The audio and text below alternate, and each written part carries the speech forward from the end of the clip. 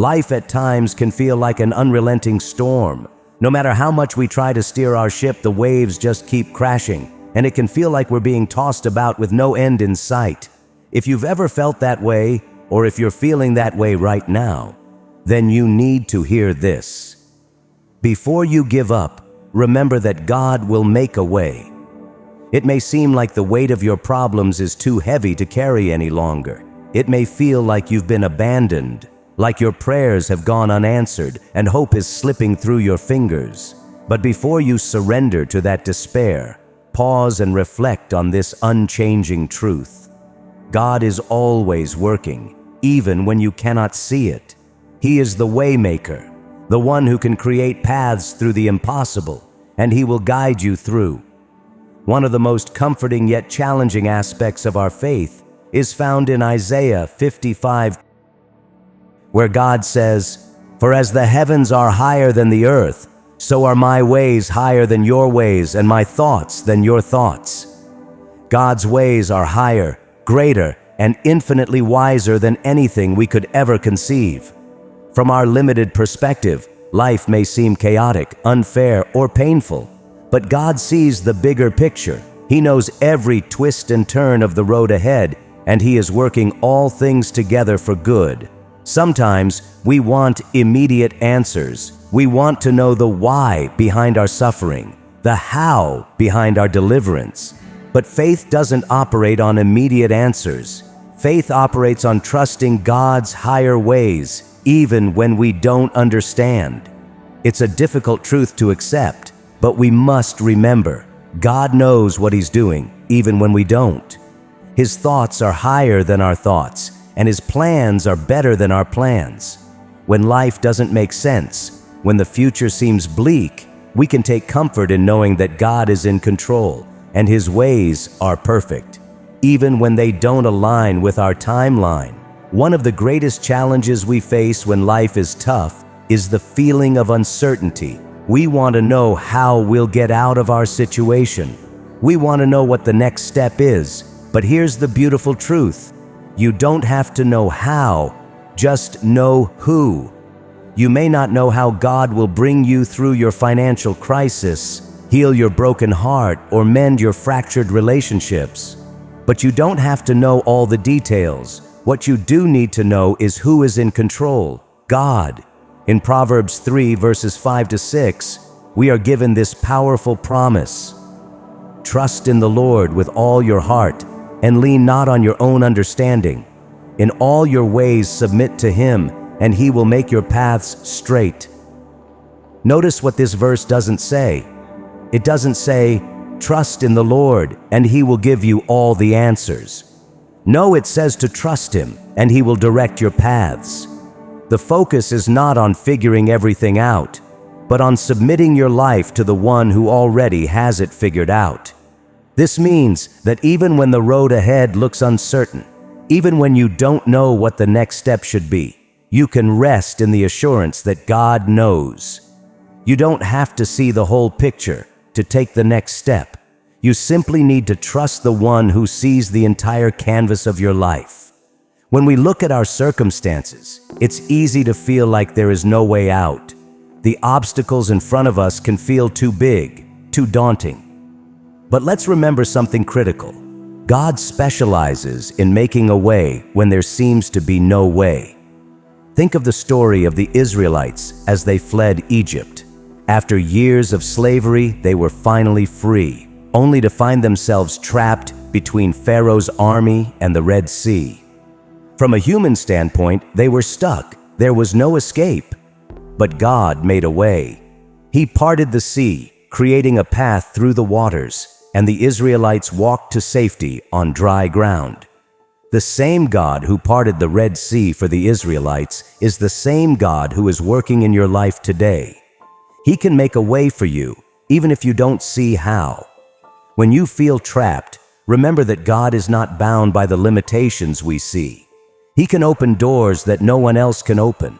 He can create pathways in the wilderness. When the doctor says there's no hope, when your finances are in ruins, when relationships are shattered, God can still make a way. His power is not limited by the impossibility of your situation. If He can part the Red Sea, if He can raise the dead, if He can calm the storms, then trust that He can handle whatever you are facing today. In times of difficulty, one of the greatest sources of comfort is the knowledge that God is always working. Even when we can't see it, even when our prayers seem unanswered, God is moving behind the scenes. Romans 8:28 assures us, "And we know that in all things God works for the good of those who love Him, who have been called according to His purpose."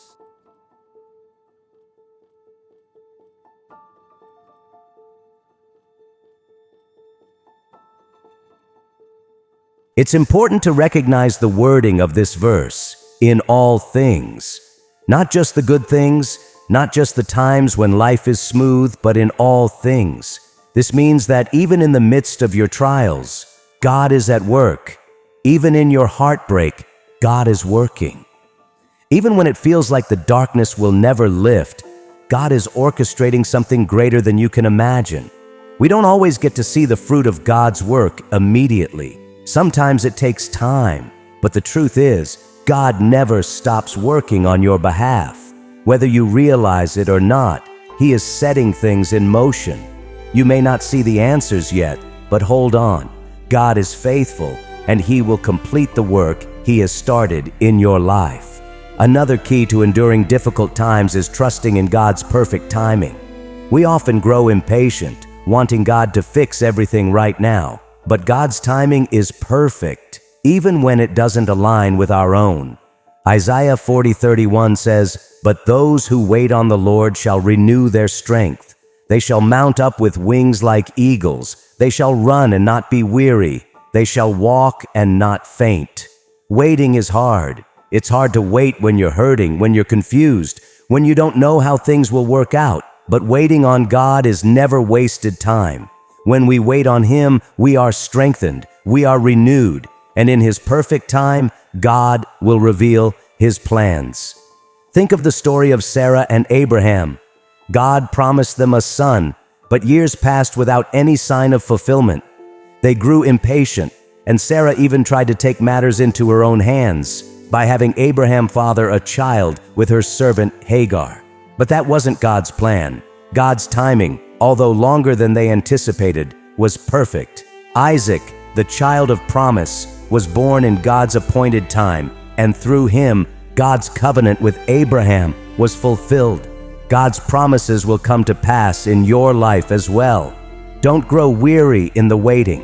Trust that God's timing is perfect and His plans for you are good. When life is overwhelming and you feel like giving up, one of the greatest sources of encouragement is the promises of God. The Bible is filled with promises for every situation, promises that remind us of God's faithfulness, His love, and His power to deliver. Isaiah 43:2. "When you pass through the waters, I will be with you, and when you pass through the rivers, they will not sweep over you.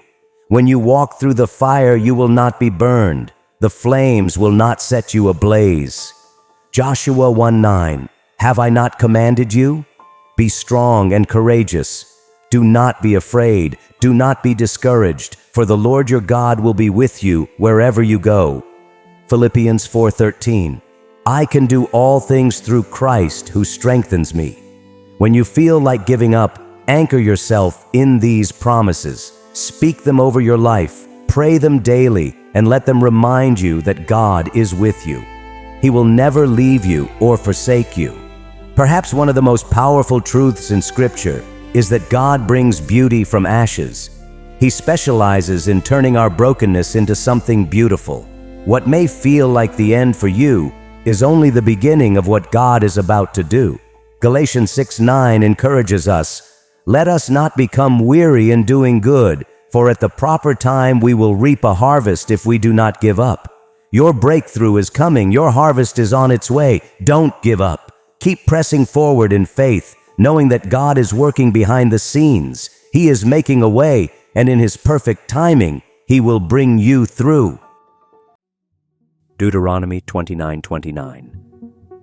The secret things belong to the Lord our God, but the things revealed belong to us and to our children forever, that we may follow all the words of this law. We often seek answers to life's greatest questions. Why do good people suffer? Why does God allow certain events to unfold? Why do some prayers seem unanswered? The truth is, not all answers are available to us. In fact, God, in His infinite wisdom, has chosen to keep some things hidden. These are the secret things that belong to Him alone. One of the most significant mysteries is the full nature of God Himself. The Bible reveals glimpses of who God is, His love, holiness, justice, and power, but His complete essence remains beyond human comprehension. God's thoughts and ways are far higher than ours. Isaiah 55:8-9 declares, "For my thoughts are not your thoughts, neither are your ways my ways, says the Lord. As the heavens are higher than the earth, so are my ways higher than your ways, and my thoughts than your thoughts." Our finite minds cannot fully grasp an infinite God. He exists beyond time and space, transcending human limitations. Even Moses, who spoke with God face to face, was not allowed to see God's full glory. In Exodus 33:20, God tells Moses, "You cannot see my face, for no one may see me and live." We must accept that there are aspects of God's nature that remain hidden for our own good. Our sinful bodies and minds are incapable of fully handling the glory and holiness of God. This is why He reveals only what we need to know to walk in faith and obedience. God's thoughts and actions often defy human reasoning. We may ask why God answers some prayers and not others. Why does He sometimes intervene in miraculous ways while at other times He seems distant? The truth is, God's plans are much larger than what we can see in the moment. Consider Job's story. Job was a righteous man who suffered immense loss. His children, his health, and his wealth were all taken from him. He cried out to God for answers, asking in Job 13:24, "Why do you turn away from me? Why do you treat me as your enemy?" Yet God never gave Job an explanation. What Job did not know was that his suffering was part of a larger cosmic plan beyond his understanding. In the end, God restored Job, but He never revealed the full reasons for the ordeal. Sometimes, we too are left in the dark about why we experience pain and hardship. We plead with God, saying, "Why am I going through this, Lord? It's so painful. This is an easy situation for you to fix, so why are you allowing this to happen?" In those moments, we must remember that the secret things belong to God. He has reasons that are hidden, but always rooted in His perfect wisdom and love. I know what it's like to go through a heartbreaking situation, a situation that keeps you up at night, consumed by thoughts that won't let you rest. A situation so painful that you begin to question everything you thought you knew about God. You ask, "Why is this happening to me, Lord? What did I do to deserve this?" Like Job, you may even feel as though God is treating you as His enemy. You cry out in your private prayers, "God, why have you abandoned me?" And some of you watching this video right now are in that very situation. You are angry at God. Oh, you might never say it aloud. You won't voice it to others, but deep down in the depths of your soul, you feel resentment. You feel betrayed by the one you trusted most. You continue to say the right Christian phrases, the ones that sound spiritual and comforting. You might say, "God's got a plan," or "I'm just trusting in Him." But deep down, those words feel hollow because your heart is hurting. You've prayed, you've fasted, you've asked others to intercede for you, and yet the situation hasn't changed. It keeps getting worse, and now you're at the point where having faith itself is painful. You wonder how long you can hold on. I understand that kind of pain. I know what it's like to carry the crushing weight of stress, fear, and heartache 24/7. It feels like something is constantly pressing down on your chest, robbing you of the peace and strength you once had. All you want is for God to intervene, to make it stop, to give you just a moment of peace. But instead, the silence feels deafening. You start to question why God isn't stepping in. You know He has the power to fix it. So why doesn't He? Why does He allow you to hurt like this? I can speak about this from experience because I've been there. I've lived in that darkness where anger toward God brewed in my heart.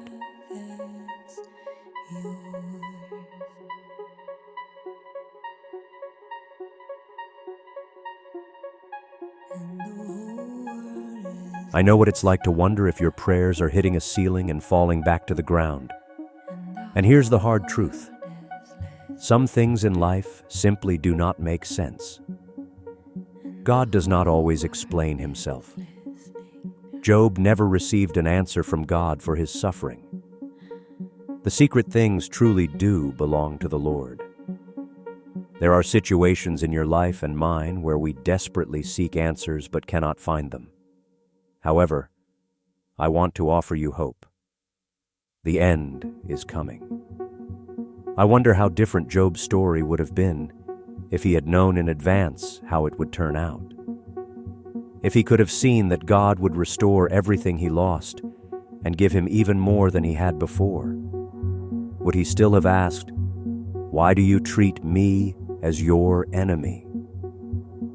But Job didn't have the benefit of knowing the ending. He suffered in the middle of the story, just like many of us are right now. But you and I have the privilege of knowing how Job's story ends. God restored him. God blessed him abundantly after the storm passed. And this is the same God we serve today. He hasn't changed. He is still a restorer, a healer, and a redeemer. He is still the one who turns mourning into dancing. We may not know how our story will unfold, but we can trust that God has a plan. His ways are higher than our ways. Psalm 30, verse 5 reminds us, "Weeping may endure for a night, but joy comes in the morning." Right now, you may be in the darkest part of your night, but morning is coming. Your pain has an expiration date. There is a purpose behind your trials, even if you cannot see it yet. Hold on. Keep the faith. God is still with you, and He has not forgotten you. Joy will come. You will see His hand move in ways you never imagined. Trust in His timing. Trust in His heart. Joy will come in the morning. Before I read to you about Job's restoration, let me first share what happened to him. Job chapter 1, verses 6 through 11. One day the angels came to present themselves before the Lord, and Satan also came with them. The Lord said to Satan, "Where have you come from?" Satan answered the Lord, "From roaming throughout the earth, going back and forth on it." Then the Lord said to Satan, "Have you considered my servant Job? There is no one on earth like him. He is blameless and upright, a man who fears God and shuns evil." "Does Job fear God for nothing?" Satan replied. "Have you not put a hedge around him and his household and everything he has? You have blessed the work of his hands, so that his flocks and herds are spread throughout the land. But now stretch out your hand and strike everything he has, and he will surely curse you to your face." The Lord said to Satan, "Very well then, everything he has is in your power, but on the man himself do not lay a finger." Then Satan went out from the presence of the Lord. One day, when Job's sons and daughters were feasting and drinking wine at the eldest brother's house, a messenger came to Job and said, "The oxen were plowing and the donkeys were grazing nearby, and the Sabaeans attacked them and made off with them. They put the servants to the sword, and I am the only one who has escaped to tell you." While he was still speaking, another messenger came and said, The fire of God fell from the heavens and burned up the sheep and the servants, and I am the only one who has escaped to tell you." While he was still speaking, another messenger came and said, "The Chaldeans formed 3 raiding parties and swept down on your camels and made off with them. They put the servants to the sword, and I am the only one who has escaped to tell you."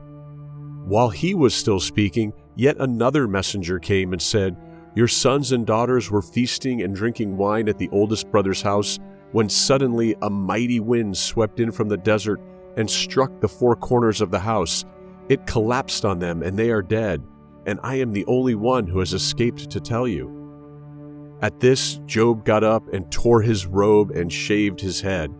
Then he fell to the ground in worship and said, "Naked I came from my mother's womb, and naked will I depart. The Lord gave, and the Lord has taken away. May the name of the Lord be praised." Satan fears mature Christians. It's easy to feel as though God is against you when life hits you with hardship after hardship. You pray, but it seems like nothing changes. You seek God, yet the pain remains. You may be wondering, has God turned away from me? Why is He letting me go through this? Let me assure you, God is not against you. Even if it feels that way right now, His love for you remains constant and unshakable.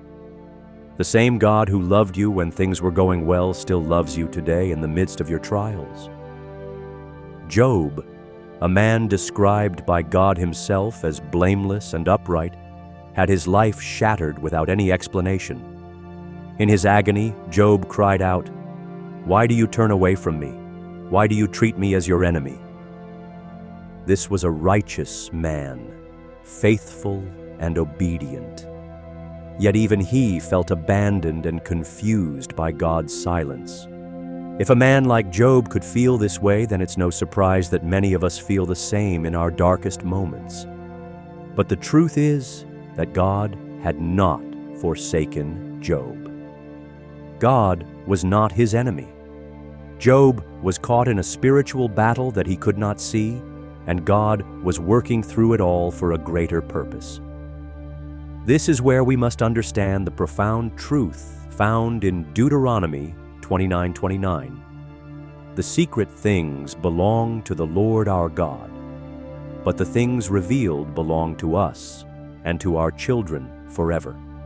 There are mysteries in this life that God has chosen to keep hidden from us. We don't always get the answers we seek, and sometimes God's purposes remain concealed until the appointed time. Job did not know the conversation that took place between God and Satan in the heavenly realm. He was unaware that his suffering had a divine purpose beyond his comprehension. Similarly, we may never fully understand why certain trials come our way, but we can trust that God knows what He is doing. Satan, the accuser, was behind Job's suffering. He sought to destroy Job's faith by making him believe that God was against him. And Satan is still doing the same thing today. The enemy whispers lies into our hearts. God doesn't care about you. He's punishing you. He's abandoned you. You're His enemy. But nothing could be further from the truth. Do not allow Satan to plant these lies in your mind. The enemy wants to separate you from God by making you feel bitter, abandoned, and unloved. But remember, Jesus describes Satan as a liar and the father of lies. He works in darkness, but God operates in truth, love, and wisdom, even when His plans are hidden from us. We must remember that just because something is hidden does not mean it is without purpose. God's ways are infinitely higher than our ways. Isaiah 55:8-9 declares, "For my thoughts are not your thoughts, neither are your ways my ways, says the Lord. As the heavens are higher than the earth, so are my ways higher than your ways, and my thoughts than your thoughts." God's eternal perspective encompasses all of time and creation, while our understanding is limited to the present moment. He sees the entire picture, including the impact our trials have on our faith, our character, and even the lives of those around us. What may seem like abandonment to us is, in fact, divine preparation. God is not punishing you because He hates you. Scripture tells us in Romans 8:31, "If God is for us, who can be against us?" The entire Bible is filled with examples of God standing by His people even when they couldn't see His plan. Joseph spent years in prison for a crime he didn't commit. Yet later he declared to his brothers, "You intended to harm me, but God intended it for good." Joseph could not have known at the time that God was preparing him to save his family and an entire nation from famine. Similarly, Job eventually came to see that God had a plan to restore and bless him in ways beyond his imagination. You may not understand why you're going through this trial, and that's okay. God does not ask us to understand everything. He asks us to trust Him. Proverbs 3:5-6 reminds us, "Trust in the Lord with all your heart, and lean not on your own understanding. In all your ways, submit to Him, and He will make your paths straight." Trusting God means accepting that there are secret things, divine purposes and plans, that we are not meant to know yet. However, what God has revealed to us through His Word is that He loves us, He is for us, and He is working all things together for our good. Even in moments when God seems silent, He is not absent. His silence may serve a greater purpose in your spiritual growth and dependence on Him. In the book of Hebrews, we are reminded that God disciplines those He loves. This does not mean He is cruel or unjust, but rather that He is shaping us for His purposes. Like a parent who disciplines a child to help them grow, God allows certain trials to strengthen and mature our faith. Even when it feels overwhelming, He is always near, ready to comfort and guide you. Allow me to read to you the restoration of Job, and as I do, I want you to remember that we serve a God who is able to restore all that you have lost. Job 42:10-12. And the Lord restored Job's losses when he prayed for his friends. Indeed, the Lord gave Job twice as much as he had before. Then all his brothers, all his sisters, and all those who had been his acquaintances before came to him and ate food with him in his house. And they consoled him and comforted him for all the adversity that the Lord had brought upon him.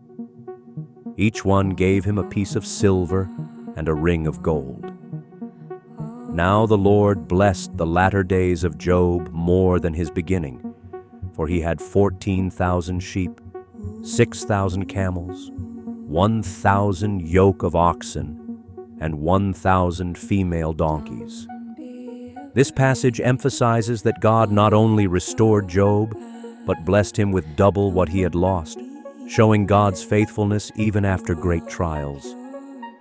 May the Lord bless you abundantly, just as He blessed Job after his season of trial. May His blessings flow over every area of your life, your health, your family, your finances, and your spiritual well-being. And the whole world is listening.